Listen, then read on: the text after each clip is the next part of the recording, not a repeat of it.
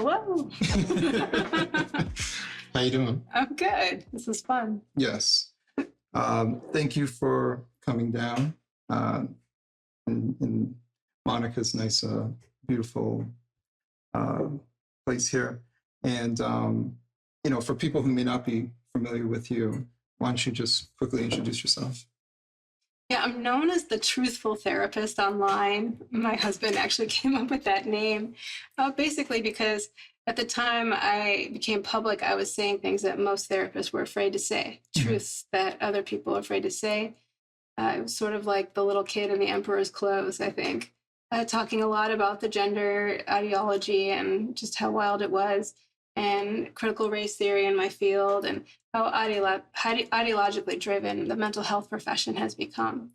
So I became public because I'm sort of uncancelable. I had a disability for several years, could only work part-time. And then the state of California decided, because I was a healthcare worker, that I was no longer allowed to work for them. And that's when I decided, I'm just going to go out there and blow up and be honest and had nothing to be afraid of. Right. So since then, I've been in several documentaries. I've actually written a book. People have found me and have, I guess, found what I have to say pretty refreshing because I'm fairly honest about things. Right. And speaking of your book, you have your book there. Yeah. A practical response to gender distress. Tips and tools for families. That's awesome. How long did it take you to write it again? It was sort of half written ongoing. So it's a lot of things that I had been writing for a while, like bits and pieces of posts that I've done on my Substack, ideas that I had and put together on Instagram, like with slides. And I actually did it partially already on my website, which is thetruthfultherapist.org. I have a program for parents to just understand what therapy is like when it's not indoctrinating. So I have a gender section there. At first, I was just going to just publish that, which is about 15 pages written, and then it just expanded from there. But I'm not sure. It took me about 6 to 8 months to put it together, but a lot of it was stuff I had already formulated before that. Okay. Well, before we go on, we got sushi. Yeah, sushi's my favorite meal. For anybody who's doing a trivia on people they watch on the internet. I really like wasabi. I can do it without the wasabi, but I like sushi because it's filling but light. Actually, like in a few hours, I'm going to be eating again to celebrate my mom's birthday. Congrats. That sounds cool. And the only thing I know that I'll be able to feel satisfied and then eat a few hours later is sushi. Yeah. So Me too. I like it because, you don't get too full. But it's nutritious. So we were just talking before about how we first met. I believe I saw you on Instagram.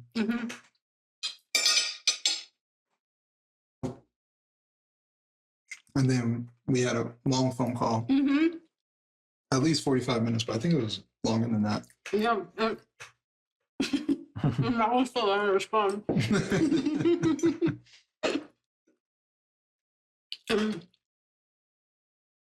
So I did a post about my experience being a social worker in the inner city of New York City. And I think I was talking about when I was doing home visits in the Bronx. And I was visiting a lot of single family homes. And I don't know exactly what I said. I should have looked at it, but it probably was about the moms because that was the focus of my work, was working with the moms.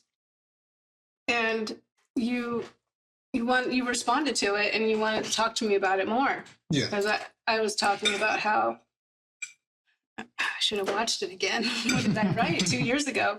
I think I must have been talking about how, they needed to be empowered, that they weren't empowered enough. And like kind of called out on their stuff, but, in a way that's therapeutic, that's helpful, that's not just affirming and pandering, but actually helping them with what their real issues were. Right. I think it struck a nerve for you. And it's interesting. After we talked, I was thinking to myself, because I was in my early 20s and I was working with kids who were about 10, 11 years younger than me. Mm. You would have been one of the kids of my clients, which is really funny if you think about it. We're all grown up, but. Yeah. I mean, my thing is I respect mental health professionals because I saw how much it helped me. Mm-hmm.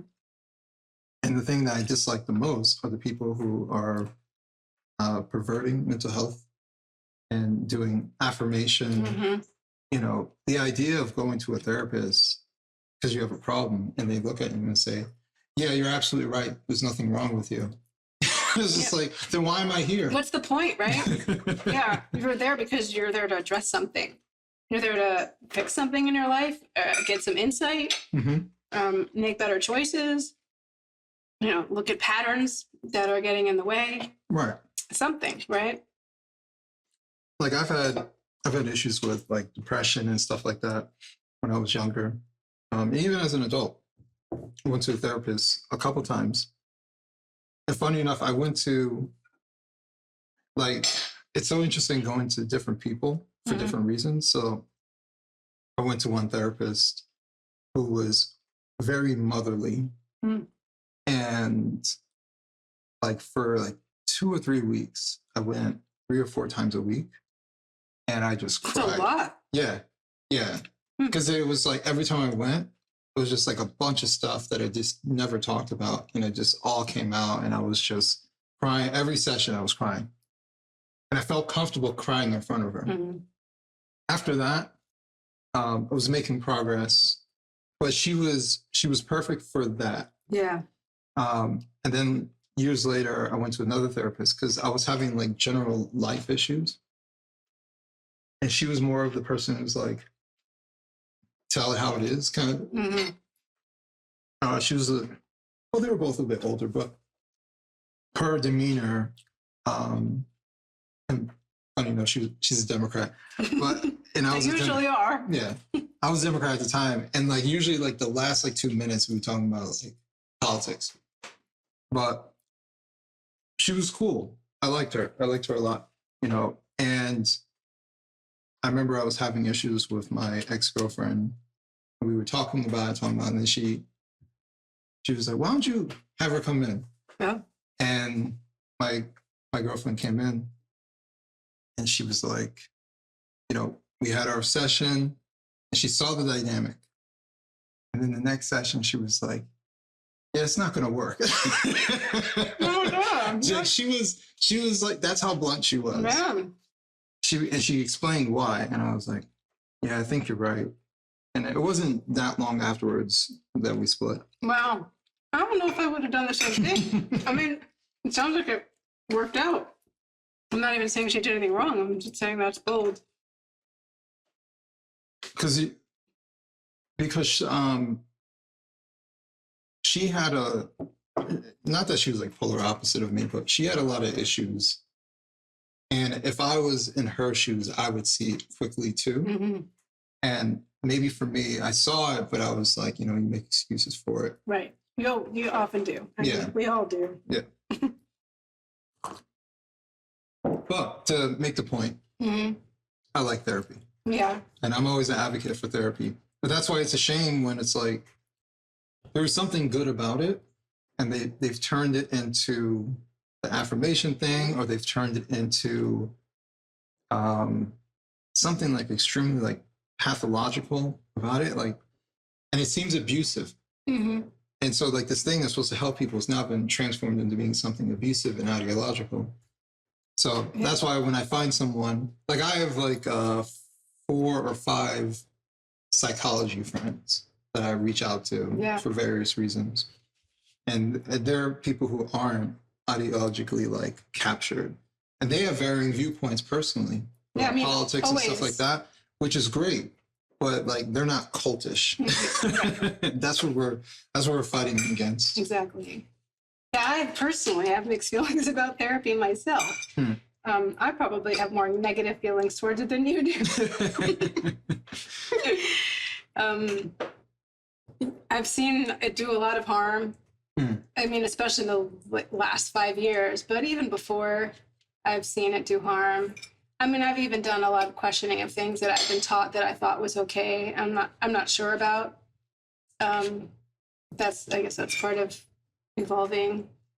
But in the past, therapy or therapists used to consult with each other. They didn't shut each other down. There weren't things that we weren't allowed to say or talk about. Right. It was very much part of a culture where we would be open and talk about hard cases, things that we were even embarrassed about, and things like that. So the fact that there's just these topics you just can't say, otherwise you'll get fired, that's really harmful. Yeah. It's harmful to everyone involved. I mean, especially the patients. So I guess my question is, how did we get to this point? Oh my gosh. I wish I really knew. So my story is I was on disability from the years 2017 through 2021. Mm-hmm. I think those were the years where things really started to take a turn. So I wasn't there during that time. Mm-hmm. And I think that's why it was so much easier for me, so much sharper for me when I came back to be like, what the heck? I was just so shocked. And people were saying how brave I was. And, oh my gosh, I can't believe you're saying this. And I was like, what? I'm just saying what's normal? I don't understand. Mm-hmm. I think that's when it really went down. I did read the book by Abigail Schreier, Irreversible Damage, and she talks a lot about those years when people in the field were speaking up about the gender and how they were canceled, they were shunned, they were silenced, they were discredited. Right. So they were made examples of. So I think a lot of that kept going to the point where we're at today. So many people are afraid and silenced. False consensus is what we have. Mm-hmm. That's a very good point. Mm-hmm. Because if you're saying false consensus, I guess what you're implying is that most therapists aren't for this. I don't really know what the percentage is. Like if you were to guess, that's what I'm I think there's a lot of self-selection now because people that went before it are just not doing it anymore. I'm afraid it's chewing. So a lot of them aren't. And they'll avoid working with kids or working with people with gender issues because they don't want to deal with it. They kind of turned a blind eye, a lot of them. I was at a conference last spring in California Association of Marriage and Family Therapists. Mm-hmm. And I thought I was going to hit a lot of opposition when I talked about my views on this. A lot of people who I think were probably very left-leaning. In fact, there was this one woman I was sitting next to, bashing Trump and all these things. But when we talked about the gender stuff, they agreed with me. They just said, "Oh, I just don't do that. Those other people do it." Right. So it's left to this small group of kind of radical people that are really pushing this along. And then I think a lot of fearful people who want to get along just don't say anything. I never thought about from the perspective of therapists where they're just like, someone reaches out to them and they're like, yeah, I don't touch that. Yeah, exactly. You're going to have to go to Jill over here. Yeah. She'll do that. There's a lot of that. Oh, that's not my expertise. Mm-hmm. Everyone wants to be an expert or say they're an expert. They don't believe in themselves in certain ways. I've never been a gender expert. I think the gender, quote unquote, experts are the ones that are causing the most harm. Right. I think the people who are not the experts are actually the ones that would do the best work because they're just normal people. Right. Everything is backwards. The experts are the worst people you should go to. The people who aren't experts are the people that you should go to. I mean, part of me wonders, because I know that 2020, especially mid-year 2020, was like the turning point for a lot of this leftist stuff where it just like became accepted. Yeah, that was my wake-up time. Yeah. It was a wake-up time for some of us. For others, it was an activation point where they just said, yes, of course, you're a boy. It's just like, it just went and this crazy cultic kind of way. And then they look at us and say, you changed. And I was like, I've been saying the same thing for years. Same. Yeah. Yeah. So, I mean, it's that kind of thing where part of me, like, I see that, but sometimes I wonder, like, were there signs leading up to it?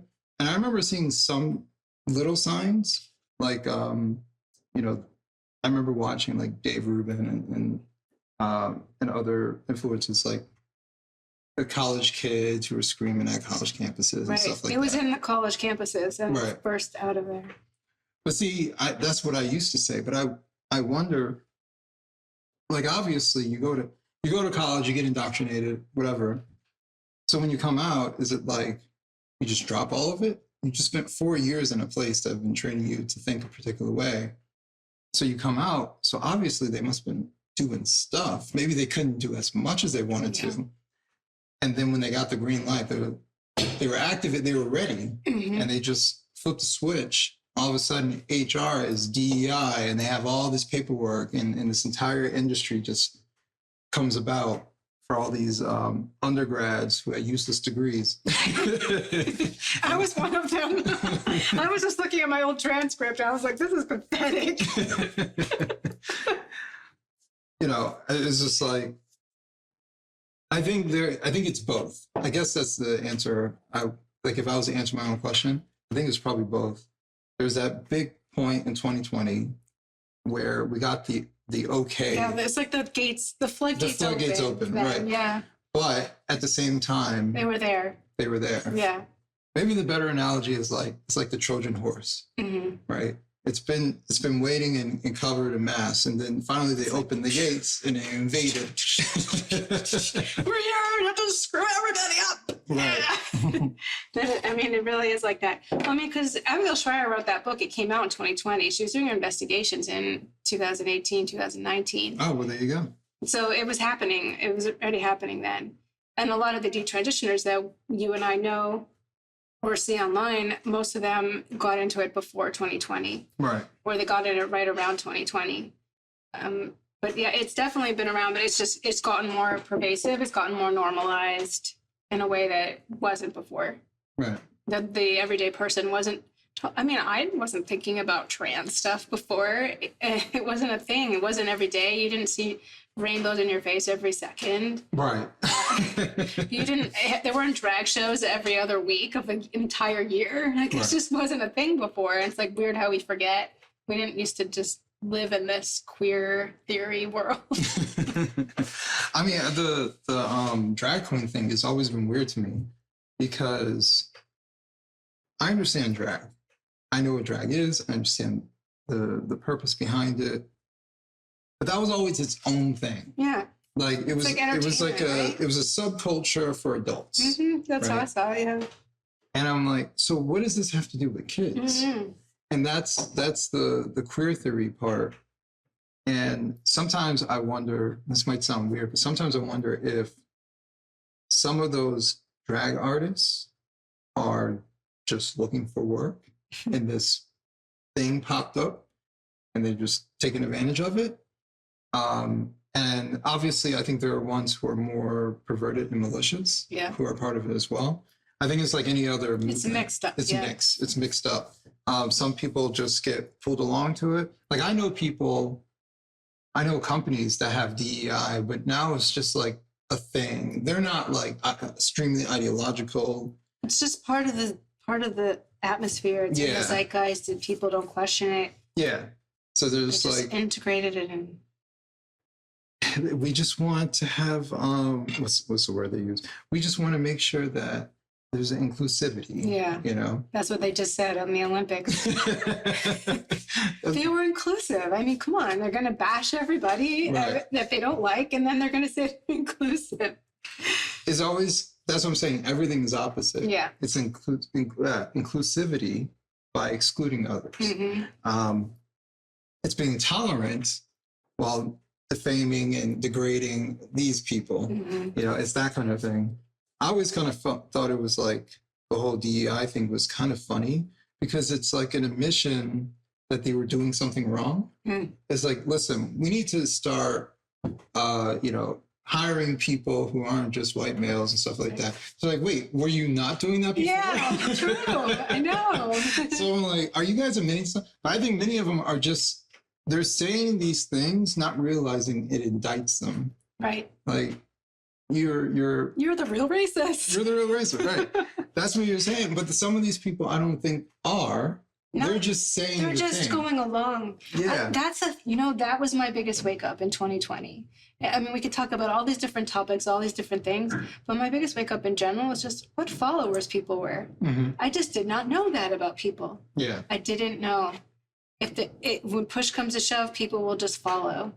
And they don't think. They're not thinking about it. Those people you're describing, I don't believe most of them are actually racist. I don't believe most of them realize what they're doing, that they're discriminating by the color of the skin. I don't think they're thinking it through. I mean, we've now thought it through. We've heard other people talk about it, so we see it that way. Right. We've both read Thomas Sowell. We've talked about that. Mm-hmm. And, I mean, I remember learning about affirmative action back in the 90s and not thinking it was that bad back then, because honestly, I didn't think it through. And now that I have, and I've heard other people talk about it, I have a different point of view on it. Yeah, we have to be able to discuss these things to find the truth, or at least to understand different perspectives. Like, there are people I don't agree with, but I understand why they think what they think. Mm-hmm. And I think that's important. And I think we used to understand that. Yeah. Like, Bob is a conservative, but, Bob is cool. Like, I get why he is. He was raised this particular way, and he thinks this and this, and that's why. Yeah. And now it's like, Bob is a conservative because he's a racist. Like, that's just it. When did that happen? I know. Like, what? No, that has always kind of existed, like that default language of the political right being racist. And I remember as I was getting more and more into politics, that was always the undertone. Mm-hmm. Like, if something didn't make sense to you as you're watching mainstream media and it's telling you the truth, right? Yeah. The underlying motive is because it's something racial, right? And then what didn't help was that there'd be some idiot congressman who would say something pretty racially insensitive. So like, see, we told you. Yeah, and then they highlight that. And they highlight that, and then or that they'll guy even becomes, take it out of context or something. Yeah. And that guy becomes the example for everybody. Yeah. And granted, everybody does that. Every Democrat is the crazy leftist who wants to train their kids. Every Republican is, this insane person who's on the right, who wants to do this insane thing and is a Trump sycophant, and, and praise to Trump and all this other stuff. So like, everybody does it when it's convenient to them, politically speaking. But I think now we've come to a point where we're so partisan that we're unwilling to look at people as human beings and saying like I try to default to not everybody's malicious. Yeah, I don't think most people are. I don't think so. I think most of them are naive, right? Misguided. And the reason I think that is because that was me. Mm-hmm. So yeah, I don't think that at all. For the most part. When I try to look at people's behavioral patterns, their traits, and I try to examine that. And like, all right, so what's motivating them to say this? I look at people's facial patterns, like if you say something, but you shake your head, that kind of thing. You're sending mixed signals when you're doing that and you seem unsure. Right. So I'm looking at all these things, and sometimes I watch content without the volume, just so I can like actually look at them and look at their environment. I've talked about people, especially like the younger leftists who are videotaping themselves. It's often they're by themselves and they're often in the room alone. Oh, yeah. And most times, if you can really see the room, it's kind of disheveled. So this is someone who seems kind of out of balance. For sure. And not necessarily happy, even though their message is, I'm happy. everything about it feels like a coping mechanism. And I see that so often. Like I see so many people who are online, who are ideological, and they project these things, but they're so insecure. And it's like, if you're so strong in this belief, why do you come off so insecure? Right. Like I feel comfortable and I feel confident in myself. I don't walk around and tell people this because no one would believe me. Because they're like, if you feel this way, you don't have to say it. You just are. Yeah. And I see these people not being that, and yeah. So I try to look at all these different things when it comes to what people put online and what their real motivations are. But I have a thing that I tell myself: people don't do things for zero reason. Yeah. Like there's a reason why. Doesn't mean that it's nefarious. There's a reason. So, I probably drive my wife crazy when she'll ask me a question. I'm like, why are you asking me that question? I want to know the motivation. Oh no, it's just a question. No, it's not. Oh no. Why specifically that question? And I also try to practice the lawyer thing. Never ask a question you don't have an answer for. So I know the real answer. And she tries to beat around the bush. And I say, that's not it. And I tell her the answer. And I can tell she knows that I know because she can't hide her, her facial expression. So she can't get away with anything with you. No, not when it's stuff like that. And plus she's a bad liar, which is a great quality. Yeah, me too. I think that's why we got along. Yeah. So, but yeah, I'm just using like kind of in general. I try to look at all these different traits and patterns and all these different things to assess who I should interact with, who I should believe, if they're making sense. Like I don't trust people very much. Not to say that they can't tell the truth, but I don't trust people very much if they seem very emotionally unstable. And that it doesn't matter if they're on the left or right. Yeah. I like, you seem out of whack. I don't trust you. So yeah. Yeah, I remember you wrote that one article that went pretty viral about the TikTokers, and you wrote exactly what I honestly, great minds think alike. Yeah. Because that's what I observe all the time. I try not to be too over empathetic to the point where it gets in my way. But the truth is, I see most of them as very sad people, very lost, very chaotic. Something's going on in their life. They're trying to cover it up. They're lying to themselves. They're lying to the world. I try not to do reaction videos or say, look at this crazy person, look at that crazy person, which is what a lot of people do online. I mean, every once in a while I will. If it's somebody like Jeffrey Marsh, for example, I just feel like, yeah, he's gone over the cliff. But even still, there's something, originally there's a pain under that. Oh, yeah. Jeffrey Marsh gives me Buffalo Bill vibes. Yeah. Like, he seems very dark. And it may stem from somewhere. I think it does. I don't know what. Does it excuse it? No. But... Yeah, it doesn't. Yeah. See, that's the thing. You are able, and I think a lot of people are able to discern. Listen, I don't agree with this person. I might even think that person's a bad person, but I understand why they're there, like how they got there. Like when I listen to, like those reality shows, not reality shows, but like those documentary pieces where they're talking to people who are in prison. And you're like, yeah, I'm in here for murder. And you're like, well, he's in here for murder. He's a bad guy. And then you listen to all the abuse and neglect that came from the foster care system. They were raped when they were children, blah, blah. And it's just like it's like so much trauma that happened to them before they were adults. And I'm like, I get it. And no one was there as an adult to be like, let me help you. It's going to be okay. They just were trying to survive and ran into this. Or they just started hating humanity because no one gave a shit about them either. Right. So I understand. Doesn't mean that it's good. Exactly. But I understand how we got there. And I think it's important to understand that so we can prevent it from happening for other people who might be in a similar trajectory. Exactly. Yeah, I mean, I see a lot of the patterns. Like I see that they're creating the people who would wind up that way that wouldn't need to. So I actually used to work in foster care. I used to work in group homes. I worked in a locked facility in California where I had to use a key to get into every room and lock it again behind myself. That's how extreme the behaviors of the kids, these are teenagers in this locked facility were. And they all had trauma. They all had really, really harsh histories. And these are the kids that couldn't be in a foster home. They couldn't do any of that because they're too dangerous. And so I worked with those kids and I connected with those kids.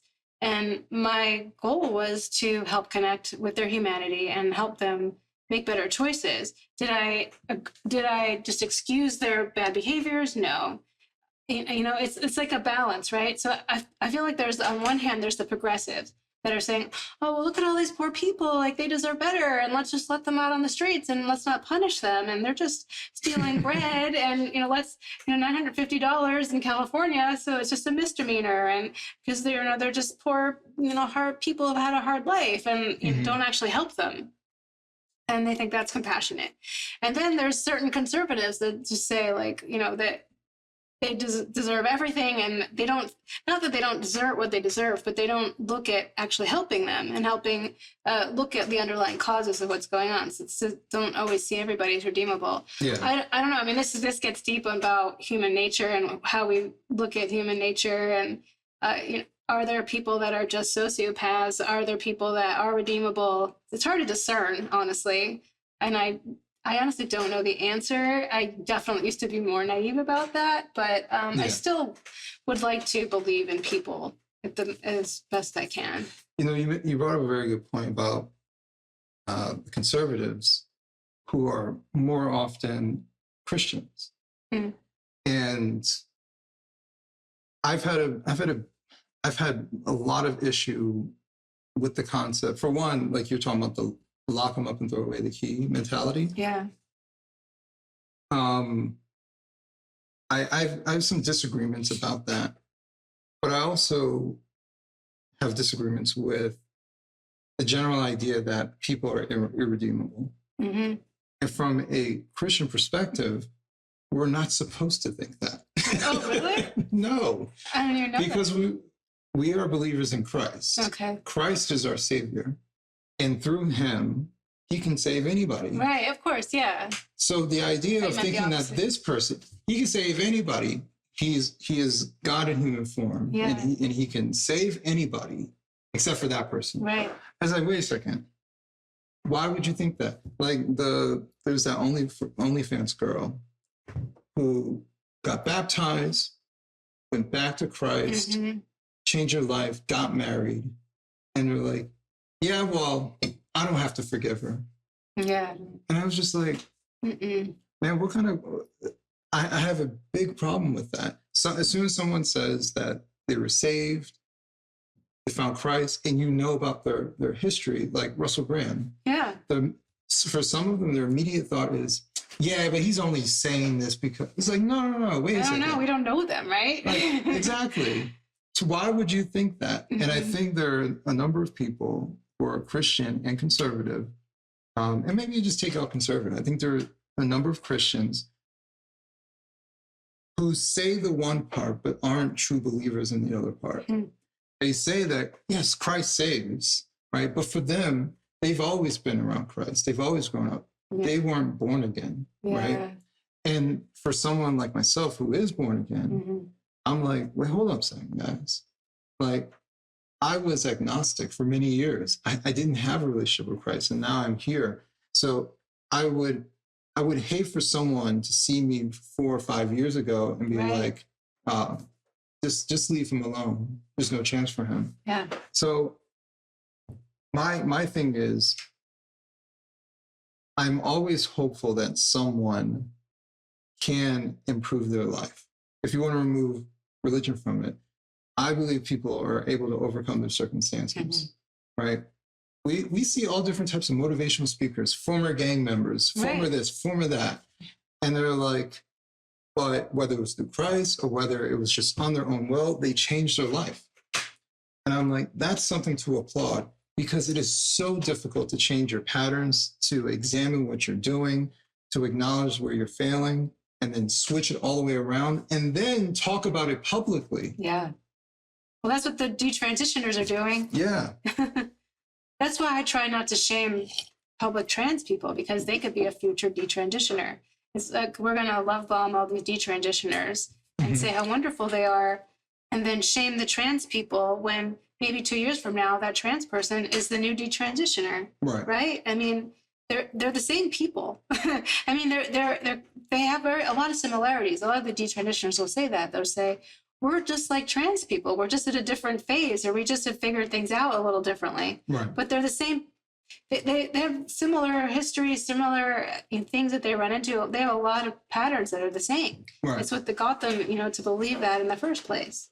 So we obviously don't want to affirm or acknowledge harmful behavior, things that are harming them, things that are harming other people. But if we just slam them, then how are they going to turn around? I feel like there's a balance there. Yeah, there has to be a balance.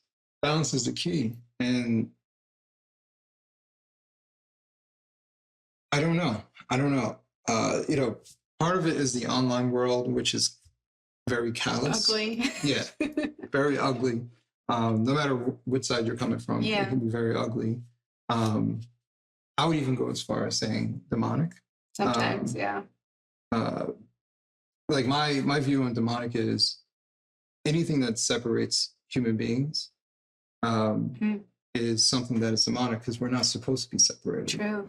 Doesn't mean that we always get along with everybody, but we're together enough where we can see each other as human beings. So that's why I say it, because if you let it, like, it trends in that direction. Right. It trends with tearing someone down or this and that, which is why I try to criticize the behavior. And I try not to the ideas. I really try to go for the ideas. Yeah. I try to criticize like I have something actually going viral right now. The mentality of the I call them Karens for Kamala. That video that's going around. Yeah. Oh my God. I tried to watch it. I couldn't even. I got through like a minute and I was like, no, and I just shut it off because it was just giving me the creeps. So someone was telling me that woman was an elementary school teacher, which was funny because I read someone else's comment, like, she sounds like a third grade teacher. Yeah, she does. And I was like, that's what it was. Because I was listening to her and I was like, what does she sound like? Condescending. Yeah. And he said that. I was like, yeah, she sounds like she's talking to children. And people kind of like that, though. Some people. I don't know who likes that. Whoever likes that, there's something off with them. But I think people who want to be, infantilized. Am I saying the word correctly? Yeah, I guess yeah. I think that's the case for some of them. But even for that woman, if one day, a year from now, she's like, what I was doing was bad, blah, blah, blah, I'd be like, you know what? Big on you for acknowledging that. But some people would be like, I'll never forget, F you, blah, blah, blah. It's like, man. Well, I've gotten that personally. I've been very public. I've put myself on the line. But I'm in this Epic Times documentary where I'm talking about this secret LGBTQ group that I was a part of. It wasn't my idea. I was just told to do it, and I did it. And I didn't realize, obviously, I didn't realize the implications. It was before the T was a big thing. This was in 2015. But obviously, in hindsight, I see how very wrong it was. And so there's a scene in that film where I talk about that group and how secret it was. The parents didn't know, even the administrators didn't know of the school. And most people were like, oh, I'm so glad that you came around or you figured it out and that you're exposing this. But there were a handful of people that were like, we could never trust her because, once she did that, you could never, ever trust her. And it's like, well, actually, I was on the inside. I know what was going on, so I could actually help expose this. So, right. And I've taken quite a few arrows to expose this. Yeah. And then people want to question your motives. Why is she talking about it now? It's just like, yeah, well, not everyone and everybody, not every person is doing something for a malicious intent or to get notoriety and all this other stuff. Some of us just actually care. And I wish I got paid more, damn it. But there's a lot of risk. Like the funny thing is when, and it doesn't happen often to me because I don't look for it. I don't really care either way. But it's funny when someone's like, Adam's just saying this for wide approval, or that's not what he's just saying this now. And I thought to myself, if I wanted to be liked by white people, I would actually say what you say. Yeah. It is far more acceptable. Far more acceptable. I'd be on CNN right now, and they'd be applauding me and all this other stuff. If I wrote an anti-racist book that was talking about how I was a victim of white supremacy, you know how much money I would make, and I would be applauded, and I would. So I am actually taking the opposite approach because I actually believe what I'm saying, and I'm being accused of the opposite. But I was going to say, even on both sides, you don't go along with everyone on either side. That's what I think a lot of people admire about you. That's what I admire about you. You think for yourself. That's what, listen, you know how many people say, I'm free thinking. I was like, you say the same exact thing that everybody else says. I have never seen you deviate from, it's like, you got to, at some point, there's no perfect side. And when there's only two options, there's no perfect side. So at some point, aren't you critical at least of this? Right. Like, and never. Like, there are times where I'm like, I just don't care enough to talk about it. But there are times I'm like, now it's important that I talk about how there's a whole bunch of dog whistling right wingers who are infiltrating regular conservatives who aren't this way. And you guys are just completely blind to it. And they're like, no, you're misunderstanding. I'm like, no, guys. Like, I'm not misunderstanding. I have good faith in conservatives. Yeah. Right? But the problem is, you guys are so freaking blind to all these other guys who are coming in, like the Groy prison, all these other people who are coming in, using some of your lingo, and you're like, they're one of us. Yeah. And then someone holds up the Nazi flag, and everybody's like, wait, what just happened? Yeah. So, like, you should recognize that this particular thing is happening. Actually, that made me think about like the leftist jargon, like I've thought of it's therapy speak. That's what kills me about it. It's like they're taking old school therapy speak and just bastardizing it all. I talk about it all the time. That was one of my first reels. Was triggered. You know, no, you're not triggered when you're just upset. That's not triggered. You don't like something that's not being triggered. Even the right does it. Everybody does it. Yeah. Anyway, what were you going to say? No, I hate using the word triggered. Oh, I know. I really try to dance around in all those words. I try not to use any therapy speak. I try not to use any clinical language, actually. I try to speak like a normal person. Now, there are downsides, speaking of therapy, there are downsides to, you know, having so much information about psychology and therapy. For sure. And one of those downsides is that we overanalyze and diagnose. And it's like, is that really a diagnosis? Or are you just shy? Right. Like, that's it. Yeah. I'm neurodivergent, but or are you just a little bit quirky? Right. Like, right. It's okay to be quirky. Yeah. It doesn't mean that you have some underlying pathology as to what's going on in your brain. Like we're getting a little neurotic with this. Yeah. Right. There's an area of personality that gets remixed into mental health issue.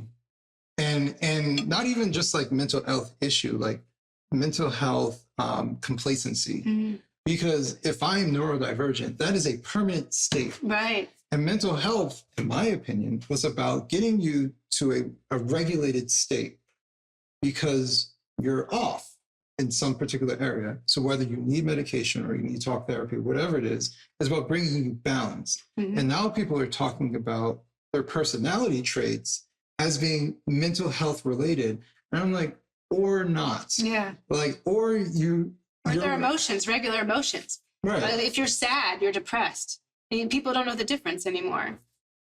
Right? Because depressed is a mood. It's a state. It's not an emotion. Sad is sadness. It's when you feel sad about something or you feel that it's not the same thing. Right. Depressed actually usually has more hopelessness and apathy, which is not really an emotion. It's more of a state of, mood. Right. Like, it's okay to be sad. Yeah.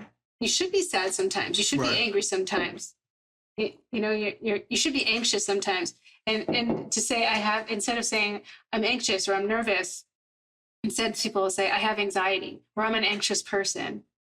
Right? No, why all of a sudden do you have anxiety? So many people say that. I mean, all over the place. And it's like, no, maybe you're just nervous, and maybe you need a little more practice on this thing that's making you nervous. Mm-hmm. And I think also people almost use it as an excuse for themselves to not get better at something, so they feel more confident. I'll be honest, public speaking was maybe the number one thing that made me anxious. So that's what's so incredible that I'm here right now.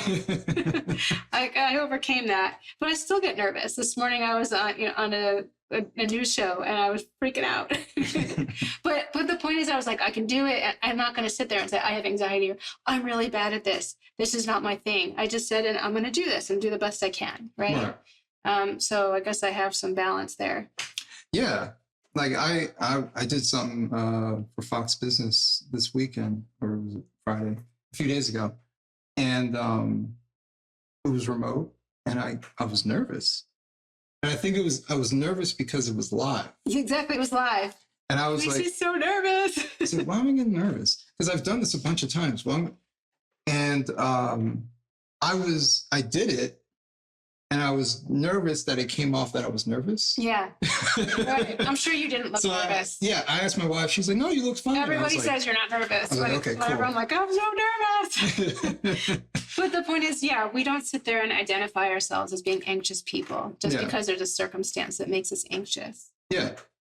Like I've used the example of if your family member that you care about dies, it's okay to be sad. Mm-hmm. You should be. You should be.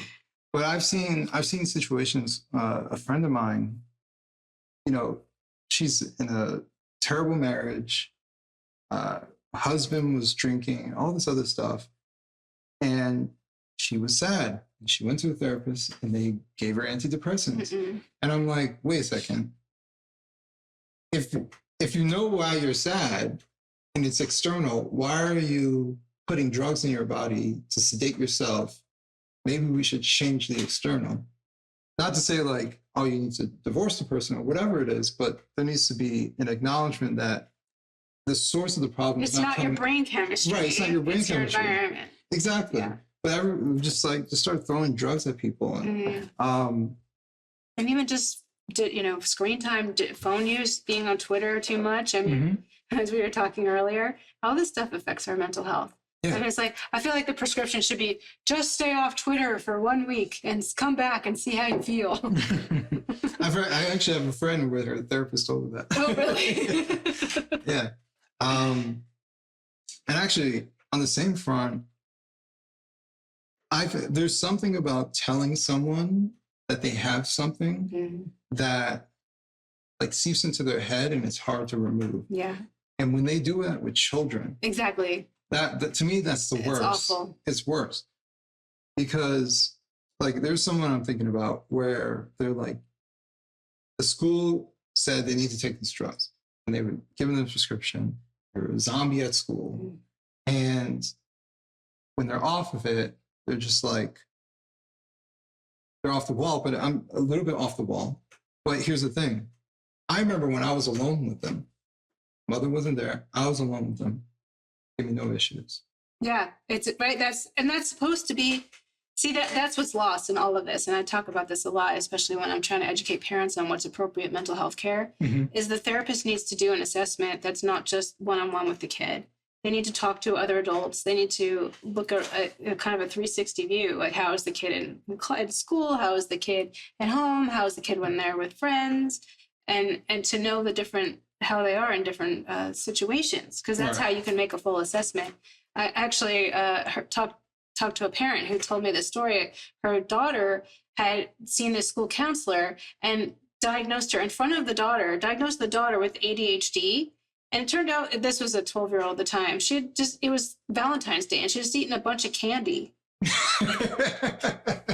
it's like, so she's bouncing off the walls, bouncing in her seat in this session. And so suddenly this kid has ADHD.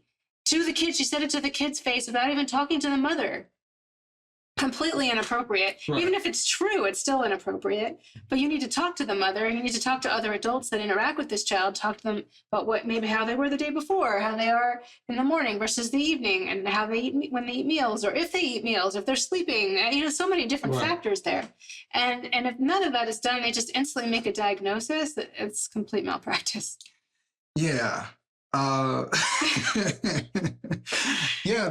This goes back to like, some kids are hyper. Yeah. And it's okay. Right. They don't need to be sedated with drugs. No. Because they're a little bit hyper. And actually, because I've seen this, my ex-girlfriend, her sister, I guess her nephew, yeah. My ex-girlfriend's nephew was like a little bit hyper, and he was very like, do anything for attention. He was at that like young age, like goofy shit, you just do whatever. And I'm like, he needs to kind of cut that out. Like, he's like, what, you want to do this? I'll do it. Yeah, he was like that. I kid you not. It was like a year later, you saw this kid completely different. Yeah. Calm. Hey. Really? Yeah. Just because he just grew out of it? He just grew out of it. Yeah, right. You gave him room to be the goofy stage. And then a year later, he's around a different set of kids who are growing up too. And they act a particular way. And that goofy shit doesn't work in middle school the same way it did in elementary. Right. So they just change because they adapt to their environment and they're also maturing. Right. And I'm like, do we let kids just grow out of it? And they don't need to have chemicals mess with their brains for years because they're not acting like docile dogs. Right. You know? I mean, at this point, I guess I've gotten fairly radical, but I'm pretty much against medication for almost all kids at this point. Yeah. I didn't used to believe that, and I don't believe it. I really don't believe it for everyone, especially because I've worked with some pretty severely behaviorally challenged youth. And so I think there is a place for it. But the fact that it's being pushed, immediately without trying other things, and it's not being monitored, there aren't other interventions that are going along with it. It's all being, so many kids are over medicated. It's really dangerous. I think that's why so many kids are so disassociated from their bodies. I think a lot of these kids who think they're asexual, I mean, maybe they've been on antidepressants, right? They don't know what a crush is or anything because they've been cut off from their feelings. I mean, they don't even have a frame of reference. Like if you and I started taking a medication, we have a frame of reference. Right. If you're a child and start, you don't have that frame of reference to be able to say it. And how are they going to be able to articulate? Well, I feel a little out of it now. I feel a little dissociated. They don't have that kind of insight into how they're feeling. Yeah. No, that's a really good point. I mean, frame of reference is really important. And these kids, I never really thought of it like that, like what you just described. If they're saying, actually, maybe just think about something. Because for this group to always talk about sex and sexuality and stuff like that, they're the least sexual generation. Oh, yeah. And I was like, wait, because they're told to think about it. Right. But they don't actually do it. No. And they don't even come close to doing it. Everything is from a distance. And it's online. It's porn. Right. Yes, exactly. It's porn and stuff like that. But I remember listening to someone who said, like, I'm pansexual. And I was like, this is someone in person. It was young Gen Z. They're like, I'm pansexual. And I'm like, okay. But at the same time, I'm like, I think they're a virgin. Usually are. And I'm like, wait a minute. You don't get to call yourself any of that stuff until you actually do something. I think it's just about who you like. You can classify it that way, but either way. But that's what I'm like. Yeah. But my thing is this. If you're saying you're pansexual, that seems very like, that's not of the norm. No, well, it is now, but yeah. Right. Well, it's norm as in like most people aren't. Most people are straight, right? There are some people who are gay, right? And okay, I can accept you being a gay virgin. I can accept you being a straight virgin. I can't accept you being a pansexual virgin. Well, do you know what even pansexual means? That you'll just do anybody. Yeah, I guess. I mean, it's kind of like the modern version of bisexual. Yes. But you don't want to say bisexual because that implies there are only two genders. So they don't say that anymore. But would you, my whole thing is, but would you really though? Like, that's why I'm like, I don't believe you, because it sounds like a nice thing to say, that you're so inclusive that you'll drop trowel for anybody. I don't even know if they're even thinking about it that sexually. I think they're thinking about their feelings. And I think especially girls who have, I mean, I remember when I was young and I was a late bloomer, and I had most of my best friends were girls. And actually, I remember a lot of onlookers thought we were in romantic relationships, especially me and this one girl who was my best friend. Mm-hmm. We would like play on the bed together and, you know, be kind of intimate, but none of it was sexual. It was innocent. And we were young girls who were late bloomers. And nowadays, we would definitely be classified as lesbians or bisexual or something. And I think a lot of these young kids are conflating just like friendships with a sexual romantic. They don't know the difference. Yeah. I think that definitely exists. But I also just think that some people, especially if they're chronically online, go as far as just saying the thing that makes them look the best. But reality is, you boy, probably gonna just want a girl. Yeah. Like, call me crazy, but I think that's what you really want. But you just want to seem acceptable amongst whatever. They want to have a label that's different, and they want to be part of the club. Yeah, you want to be part of the club. Mm-hmm. And listen, if that's the way you swing, so be it. I just got a problem when you have zero sexual history and you telling me you're willing to do anybody. I gotta. They're also being indoctrinated. They're being indoctrinated. Yeah. Believe this. They're told all these identities. I mean, in grad school in the 90s, I was taught about the Kinsey scale, that we're all a little gay. We're on a spectrum. That sounds like projection. Right? That's what we're... Aren't we all a little gay? Like, no. That's the Kinsey scale. And we all know Kinsey is a complete pervert, not horrible. Of course. But I didn't learn that in grad school. I learned that everyone's on a spectrum of gayness. Or so that's what they're being taught. So this is their worldview. So it's like so the spectrum of gay is like, I do women. Maybe that guy though. Yeah, maybe. Yeah, so if you think, well, I think that girl's kind of hot, like I might think about it, then all of a sudden you're maybe a little pansexual. And I think for most of these young people, it's really innocent. Yeah, you're right. Because he's not hurting anybody by saying that he's pansexual. Right, he just hasn't figured things out, and he's jumping on a bandwagon. But he's also very socially uncomfortable. Yeah. Like the person I'm thinking about, he's very socially uncomfortable. And, but at the same time, he's a little bit narcissistic. Okay. Because he thinks he's smarter than everybody else. Not that I'm saying he's dumb, he just thinks that he's smarter than everybody else. And yet, people who are like that are always interesting. In one moment, they believe they're the smartest person in the world. Yeah. But then you look at their lives and like, well, what are you doing with that? Yeah.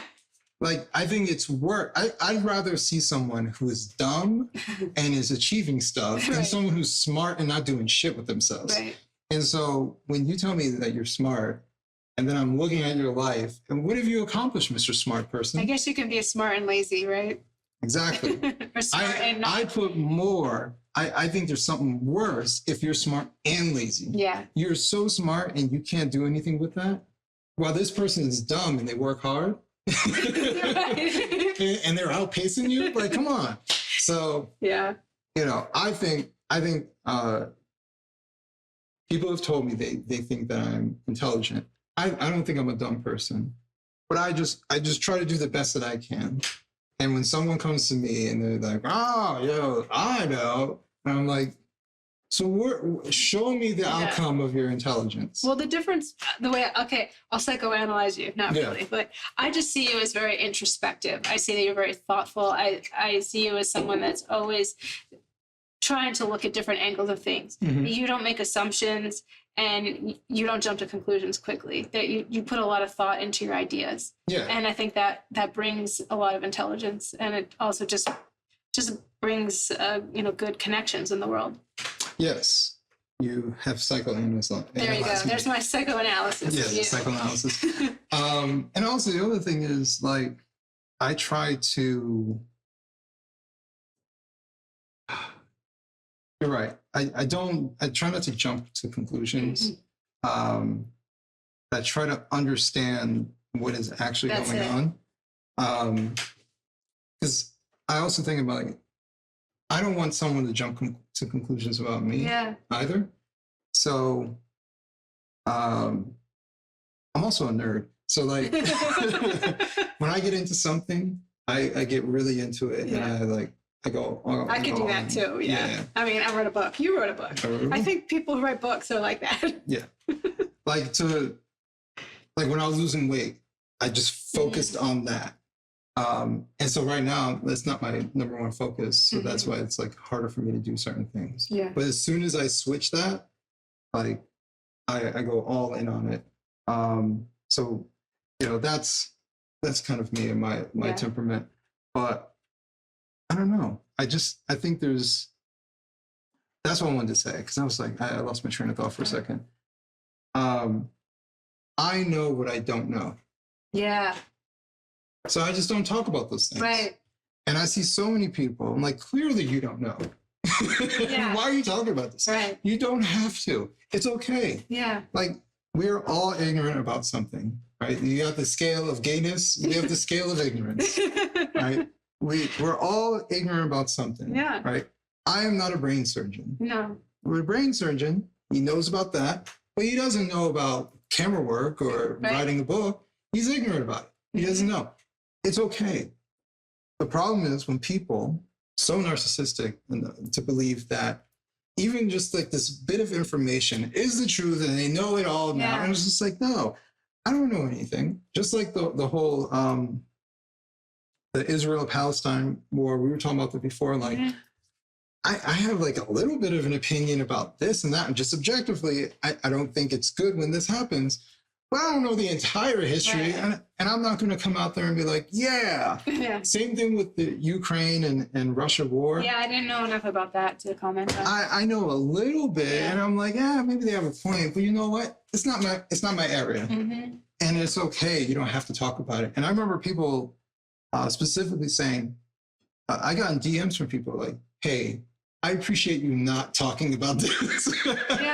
Because everyone seems to take the strong position about everything. It's a virtue to have a strong position on things, and it's and you don't have to. You don't have to.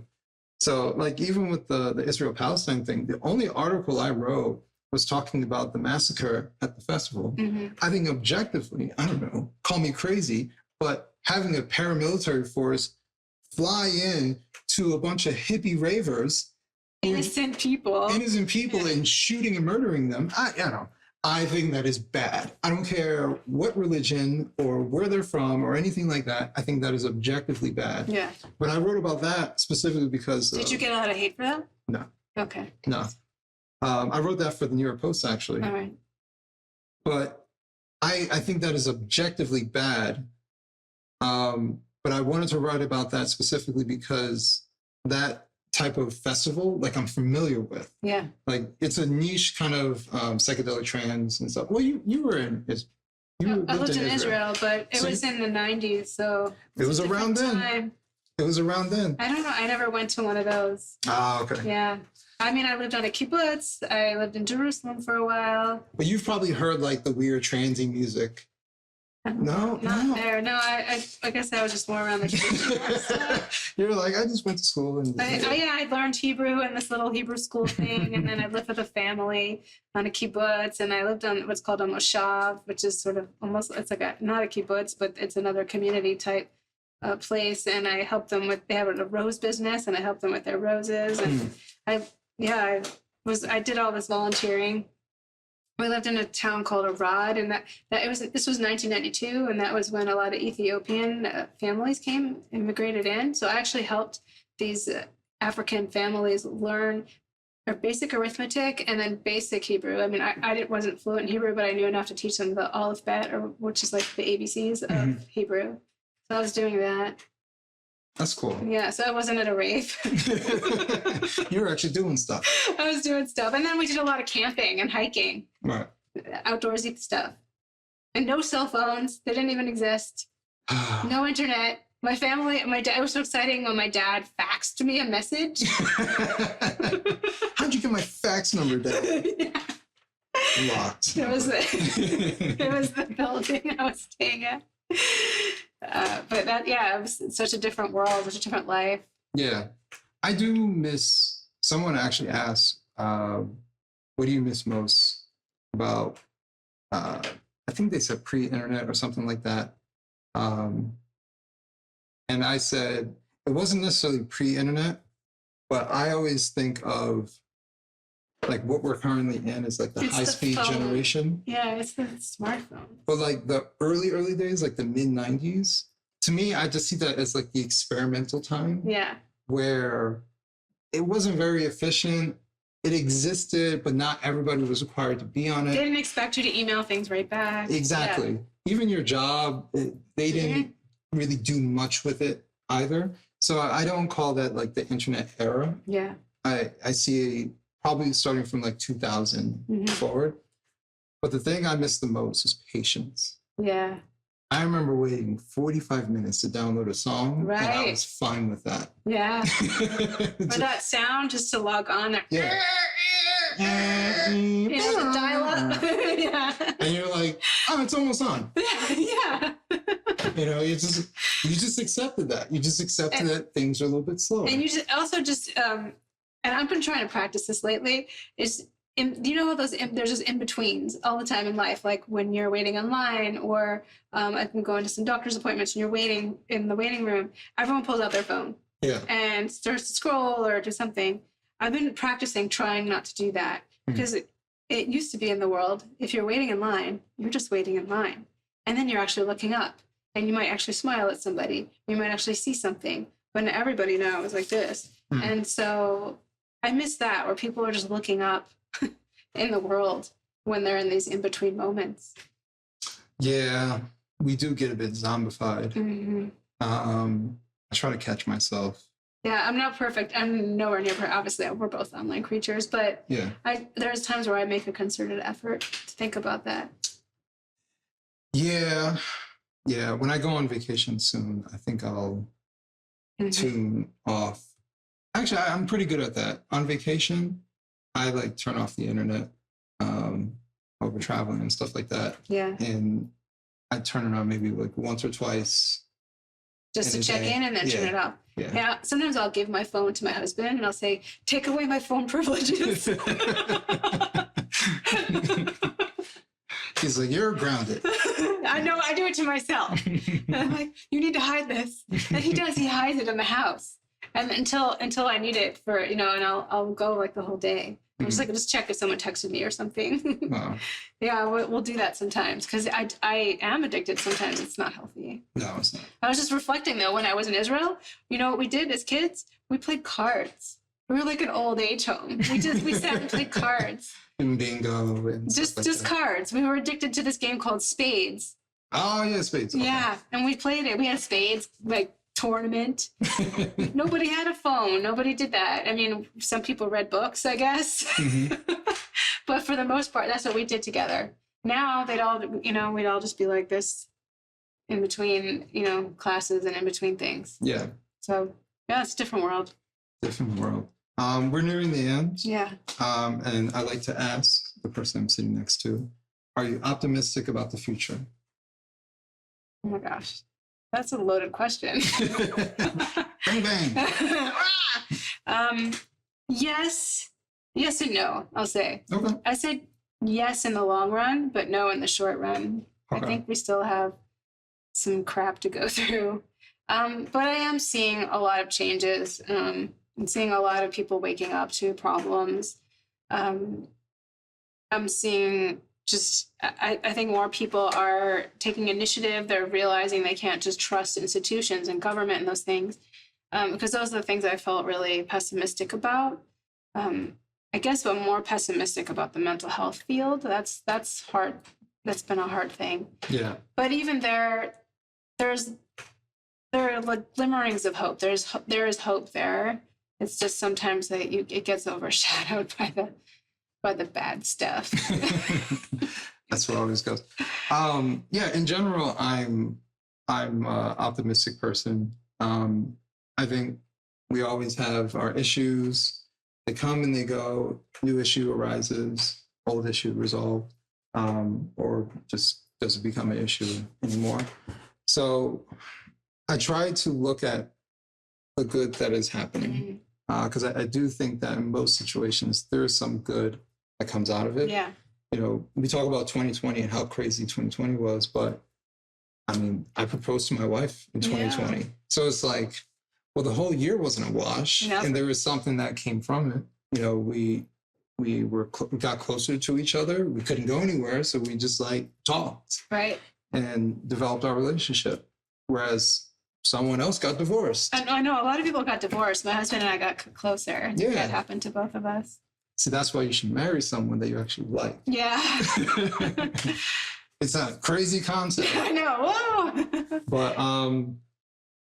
But yeah, there is some good that is happening now.